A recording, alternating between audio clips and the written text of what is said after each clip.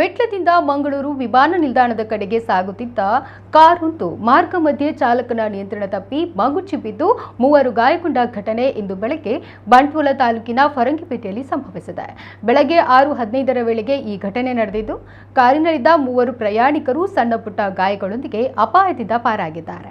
ಈ ಮೂವರು ಪ್ರಯಾಣಿಕರಿಗೆ ತುರ್ತಾಗಿ ವಿಮಾನ ನಿಲ್ದಾಣಕ್ಕೆ ಹೋಗಬೇಕಾಗಿದ್ದರಿಂದ ಅವರನ್ನ ಆಟೋ ರಿಕ್ಷಾದಲ್ಲಿ ವಿಮಾನ ನಿಲ್ದಾಣಕ್ಕೆ ಕಳುಹಿಸಿಕೊಡಲಾಯಿತು. ವೇಗವಾಗಿ ಸಾಗುತ್ತಿದ್ದ ಕಾರು ಚಾಲಕನ ನಿಯಂತ್ರಣ ತಪ್ಪಿ ರಸ್ತೆ ಬದಿಯ ತಡೆಗೋಡೆಗೆ ಡಿಕ್ಕಿ ಹೊಡೆದು ಬಳಿಕ ಮನೆಯೊಂದರ ಅಂಗಳದಲ್ಲಿ ಮಗುಚಿ ಬಿದ್ದಿದೆ. ಬೆಳಗಿನ ವೇಳೆ ಚಿಟಿ ಮಳೆ ಸುರಿತಿದ್ದು, ಇದರಿಂದಾಗಿ ಚಾಲಕನ ನಿಯಂತ್ರಣ ಕಳೆದುಕೊಂಡಿರಬೇಕೆಂದು ಶಂಕಿಸಲಾಗಿದೆ.